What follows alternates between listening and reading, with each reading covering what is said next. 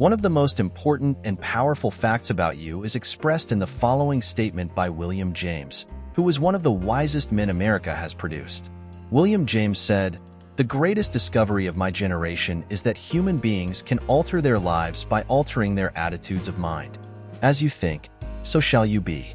So flush out all old, tired, worn-out thoughts. Fill your mind with fresh, new creative thoughts, love, and goodness. By this process, you can actually remake your life." And where do you find such personality remaking thoughts? I know a business executive, a modest man, but the type of individual who is never defeated. No problem. No setback. No opposition ever gets him down. He simply attacks each difficulty with an optimistic attitude and a sure confidence that it will work out right, and, in some strange way, it always does for him. He seems to have a magic touch on life, a touch that never tails. Because of that impressive characteristic, this man always interested me. I knew there was a definite explanation of his being this way and of course wanted to hear his story, but in view of his modesty and reticence, it was not easy to persuade him to talk about himself. One day when he was in the mood, he told me his secret, an amazingly simple but effective secret. I was visiting his plant, a modern, up-to-date structure, much of it air-conditioned. Latest type machinery and methods of production make it a factory of outstanding efficiency. Labor management relations seem as nearly perfect as is possible among imperfect human beings. A spirit of goodwill pervades the entire organization. His office is ultramodernistically decorated and furnished with handsome desks, rugs, and paneled with woods. The decorating scheme is 5 startling colors blended together pleasantly. All in all, it is the last word and then some. Imagine, then, my surprise to see on his highly polished white mahogany desk an old battered copy of the Bible. It was the only old object in those ultramodern rooms. I commented upon this seemingly strange inconsistency. "That book," he replied, pointing to the Bible, "is the most up-to-date thing in this plant. Equipment wears out and furnishing styles change, but that book is so far ahead of us that it never gets out of date. When I went to college, my good Christian mother gave me that Bible with the suggestion that if I would read and practice its teachings, I would learn how to get through life successfully. But I thought she was just a nice old lady." He chuckled. At my age, she seemed old. She wasn't really, and to humor her, I took the Bible, but for years practically never looked at it. I thought I didn't need it. "Well," he continued slangily, "I was a dope. I was stupid. And I got my life in a terrible mess. Everything went wrong primarily because I was wrong. I was thinking wrong, acting wrong, doing wrong. I succeeded at nothing, failed at everything. Now I realize that my principal trouble was wrong thinking. I was negative, resentful, cocky, opinionated. Nobody could tell me anything. I thought I knew everything. I was filled with gripes at everybody. Little wonder nobody liked me. I certainly was a washout." So ran his dismal story. "One night in going through some papers," he continued, "I came across the long-forgotten Bible. It brought up old memories, and I started aimlessly to read it. Do you know, it is strange how things happen? How in just a flashing moment of time, everything becomes different.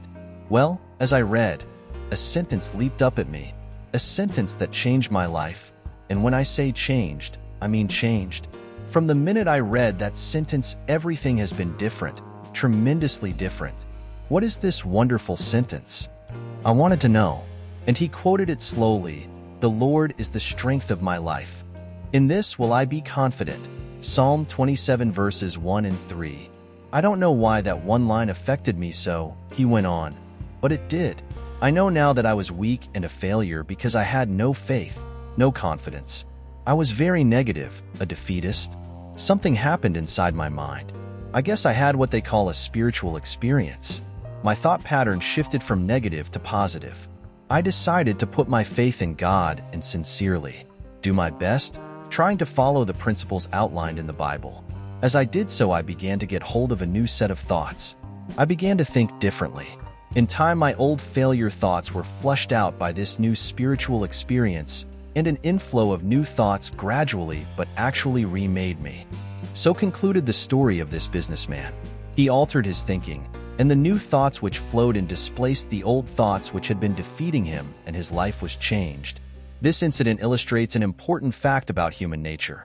You can think your way to failure and unhappiness, but you can also think your way to success and happiness. The world in which you live is not primarily determined by outward conditions and circumstances, but by thoughts that habitually occupy your mind. Remember the wise words of Marcus Aurelius, one of the great thinkers of antiquity, who said, "A life is what his thoughts make of it." It has been said that the wisest man who ever lived in America was Ralph Waldo Emerson, the sage of Concord. Emerson declared, "A man is what he thinks about all day long." A famous psychologist says, "There is a deep tendency in human nature to become precisely like that which you habitually imagine yourself to be." It has been said that thoughts are things, that they actually possess dynamic power. Judged by the power they exercise, one can readily accept such an appraisal. You can actually think yourself into or out of situations. You can make yourself ill with your thoughts, and by the same token, you can make yourself well by the use of a different and healing type of thought. Think one way, and you attract the conditions which that type of thinking indicates. Think another way, and you can create an entirely different set of conditions. Conditions are created by thoughts far more powerfully than conditions create thoughts. Think positively, for example, and you set in motion positive forces which bring positive results to pass. Positive thoughts create around yourself an atmosphere propitious to the development of positive outcomes. On the contrary, think negative thoughts and you create around yourself an atmosphere propitious to the development of negative results. To change your circumstances, first start thinking differently. Do not passively accept unsatisfactory circumstances, but form a picture in your mind of circumstances as they should be. Hold that picture, develop it firmly in all details, believe in it, pray about it, work at it, and you can actualize it according to that mental image emphasized in your positive thinking. This is one of the greatest laws in the universe. Fervently do I wish I had discovered it as a very young man. It dawned upon me much later in life, and I have found it to be one of the greatest, if not my greatest discovery, outside of my relationship to God. And in a deep sense, this law is a factor in relationship with God because it channels God's power into personality. This great law, briefly and simply stated, is that if you think in negative terms, you will get negative results. If you think in positive terms, you will achieve positive results. That is the simple fact which is at the basis of an astonishing law of prosperity and success. In 3 words, believe and succeed. I learned this law in a very interesting manner. Some years ago, a group of us consisting of Lowell Thomas, Captain Eddie Rickenbacker, Branch Rickey, Raymond Thornburg, and others established an inspirational self-help magazine called Guideposts. This magazine has a double function. First, by relating stories of people who through their faith have overcome difficulties, it teaches techniques of victorious living, victory over fear, over circumstances, over obstacles, over resentment. It teaches faith over all manner of negativism. Second, as a non-profit, non-sectarian, interfaith publication, it teaches the great fact that God is in the stream of history and that this nation was founded on belief in God and His laws. The magazine reminds its readers that America is the first great nation in history to be established on a definitely religious premise, and that unless we keep it so, our freedoms will deteriorate. Mr. Raymond Thornburg as publisher and I as editor in starting the magazine had no financial backing to underwrite it. It was begun on faith. In fact, its first offices were in rooms above a grocery store in the little village of Pauling, New York. There was a borrowed typewriter, a few rickety chairs, and that was all. All except a great idea and great faith. Slowly, a subscription list of 25,000 developed. The future seemed promising. Suddenly, one night fire broke out, and within an hour the publishing house was destroyed, and with it the total list of subscribers. Foolishly, no duplicate list had been made. Lowell Thomas, loyal and efficient patron of Guideposts from the very start, mentioned this sad circumstance on his radio broadcast, and as a result we soon had 30,000 subscribers, practically all the old ones and many new ones. The subscription list rose to approximately 40,000, but costs increased even more rapidly.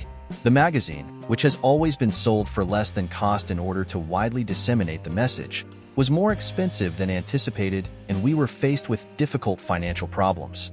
In fact, at one time it seemed almost impossible to keep it going. At this juncture, we called a meeting, and I'm sure you never attended a more pessimistic, negative, discouraging meeting. It dripped with pessimism. Where were we going to get the money to pay our bills?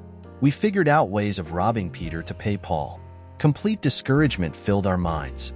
A woman had been invited to this meeting whom we all regarded most highly. But one reason she was included in this meeting was because, on a previous occasion, she had contributed $2,000 to help inaugurate Guidepost magazine. It was hoped that lightning might strike twice in the same place. But this time she gave us something of more value than money. As this dismal meeting progressed, she remained silent for a long time, but finally said, "I suppose you gentlemen would like me to make another financial contribution. I might as well put you out of your misery. I am not going to give you another cent." This did not put us out of our misery. On the contrary, it put us deeper into our misery. "But," she continued, "I will give you something far more valuable than money."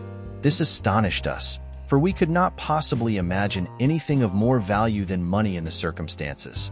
"I am going to give you an idea," she continued. "A creative idea?" Well, we thought to ourselves unenthusiastically, how can we pay our bills with an idea? But an idea is just what will help you pay bills.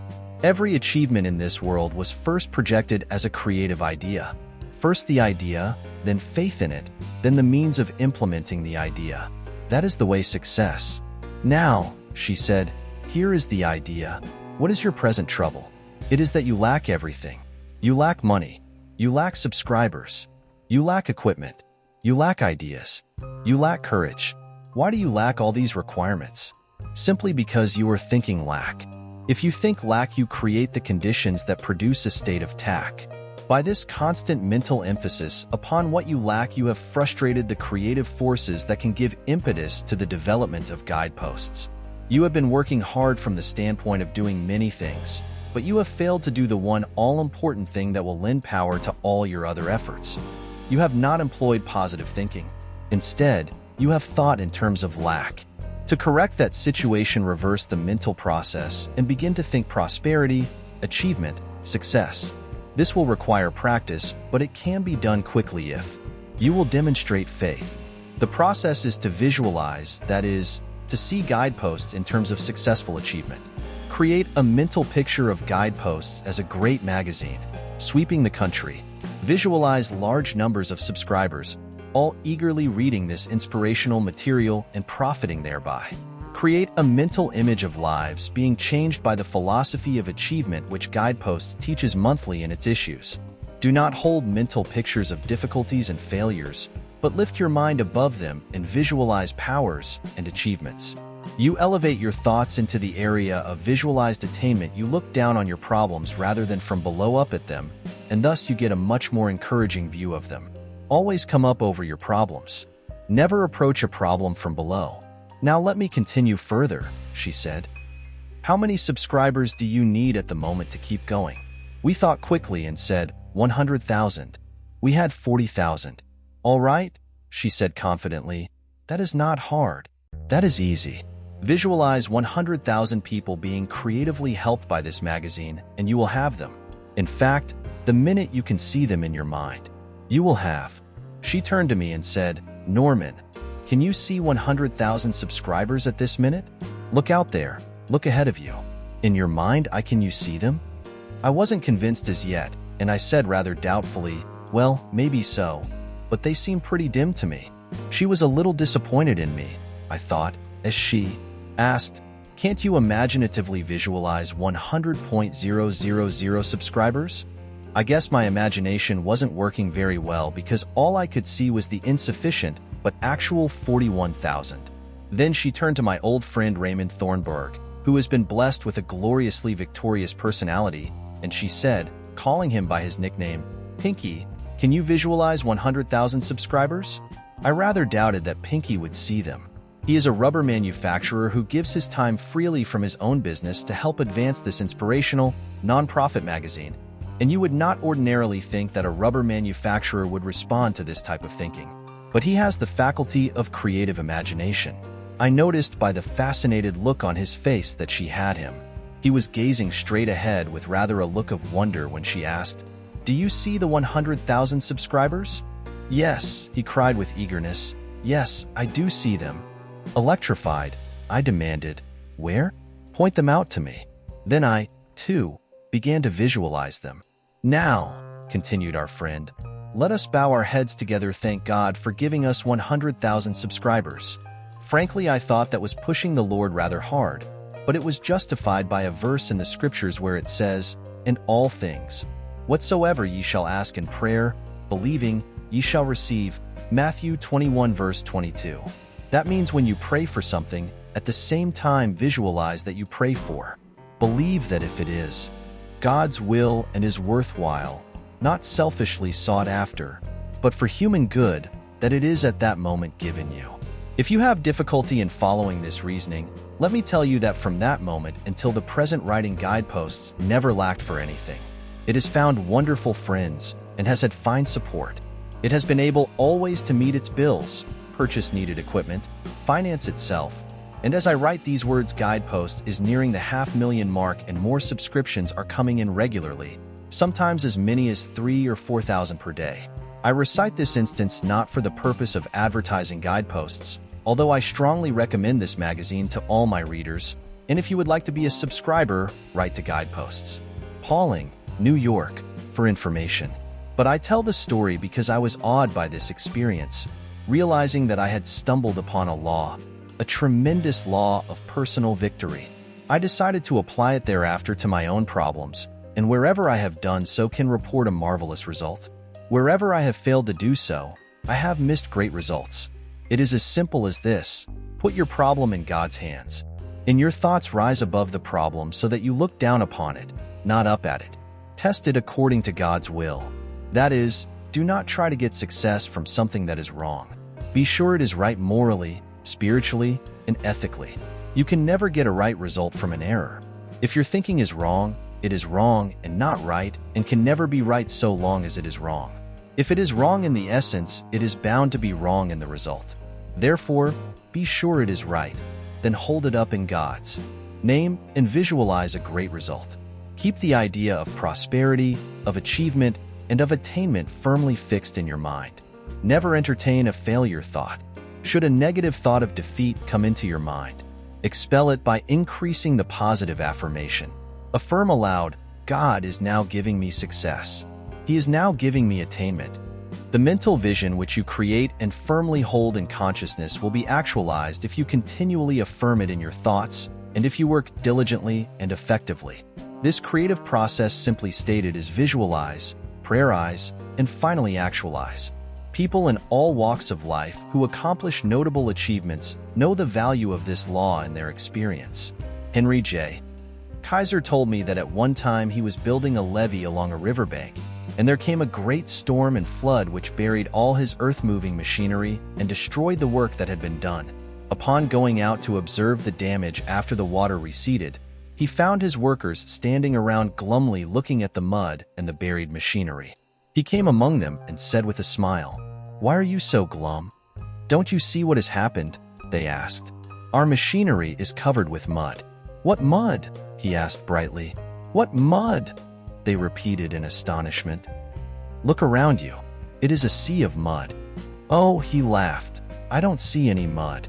"But how can you say that?" they asked him.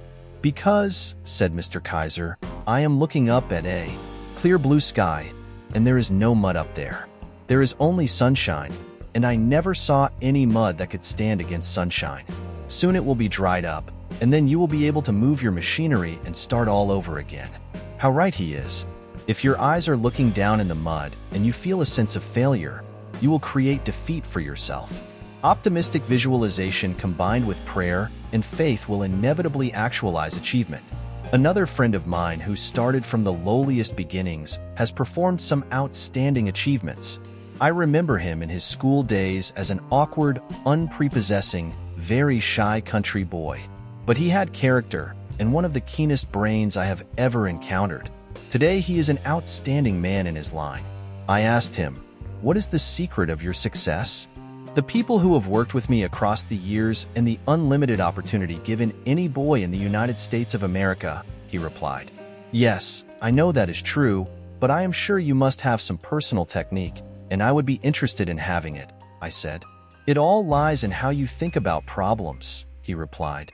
I attack a problem and shake it to pieces with my mind.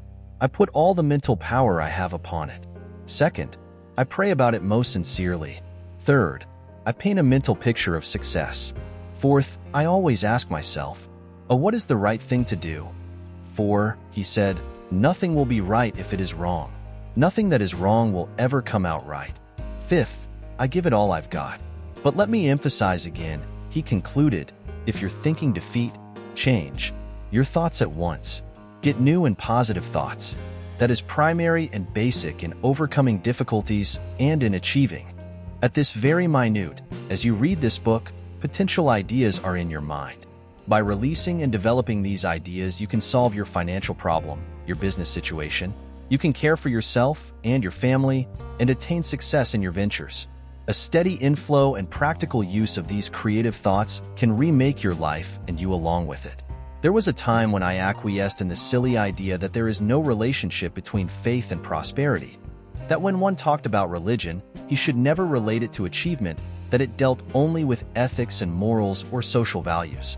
But now I realize that such a viewpoint limits the power of God and the development of the individual. Religion teaches that there is a tremendous power in the universe and that this power can dwell in personality. It is a power that can blast out all defeat and lift a person above all difficult situations. We have seen the demonstration of atomic energy. We know that astonishing and enormous energy exists in the universe. This same force of energy is resident in the human mind. Nothing on earth is greater than the human mind in potential power. The average individual is capable of much greater achievement than he has ever realized. This is true regardless of who is reading this statement. When you actually learn to release yourself, you will discover that your mind contains ideas of such creative value that you need not lack anything. By the full and proper use of your power stimulated by God power, you can make your life successful. You can make just about anything of your life, anything you will believe or will visualize, anything you will pray for and work for. Look deeply into your mind. Amazing wonders are there. Whatever your situation may be, you can improve it. First, quiet your mind so that inspirations may rise from its depths. Believe that God is now helping you. Visualize achievement. Organize your life on a spiritual basis so that God's principles work within you. Hold firmly in your mind a picture not of failure but of success. Do these things and creative thoughts will flow freely from your mind. This is an amazing law, one that can change anybody's life including your own. An inflow of new thoughts can remake you regardless of every difficulty you may now face, and I repeat, every difficulty.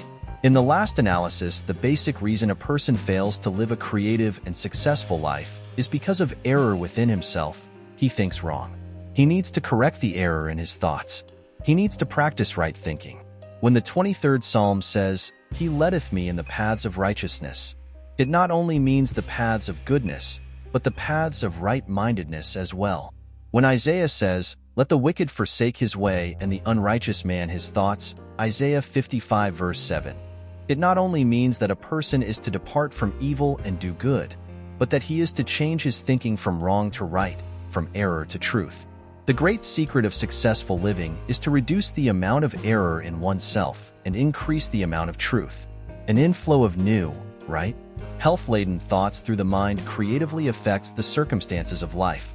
For truth always produces right procedures and therefore right results. Years ago, I knew a young man who for a while was one of the most complete personality failures in my entire experience. He had a delightful personality, but he failed at everything. A person would employ him and be enthusiastic about him, but soon his enthusiasm would cool, and it was not long until the young man was out of that position. This failure pattern was repeated many times. He was a failure as a person as well as an employee. He missed connections with everything. He just couldn't do anything right, and he used to ask me, "What is wrong with me that everything goes wrong?" Still, he had a lot of conceit. He was cocky and smug, and had the irritating habit of blaming everybody but himself. Something was wrong with every office with which he was connected, or every organization that employed him. He blamed everybody else for his failures, never himself. He would never look inside himself. It never occurred to him that anything could be wrong with. One night, however, he wanted to talk with me, and as I had to make a drive of about 100 miles to deliver a speech, he drove there and back with me. On our return, we stopped along about midnight at a roadside stand for a hamburger and a cup of coffee. I don't know what was in that hamburger sandwich, but since this incident, I have had a new respect for hamburgers, for of a sudden he shouted, "I've got it! I've got it!" "You've got what?" I asked in astonishment. "I've got the answer. Now Quan, what's the trouble with me? It's that everything goes wrong with me because I myself am wrong." I clapped my hand on his back and said, "Boy, at last you are on your way." "Why? It's as clear as a crystal," he said.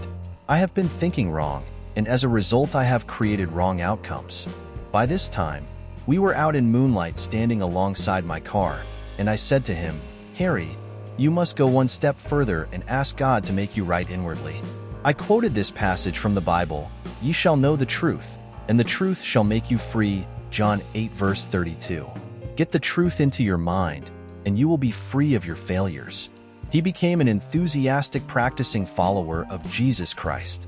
Through real faith and a complete change of thoughts and personal habits, wrong thinking and wrong acting were removed from his nature. He straightened out by developing a right, or righteousness, pattern instead of an error pattern. When he was made right, then everything began to go right for him. Following are 7 practical steps for changing your mental attitudes from negative to positive, for releasing creative new thoughts, and for shifting from error patterns to truth patterns. Try them. Keep on trying them. They will work. 1. For the next 24 hours, deliberately speak hopefully about everything, about your job, about your health, about your future. Go out of your way to talk optimistically about everything. This will be difficult, for possibly it is your habit to talk pessimistically. From this negative habit, you must restrain yourself, even if it requires an act of will. 2. After speaking hopefully for 24 hours, continue the practice for 1 week. Then you can be permitted to be realistic for a day or 2.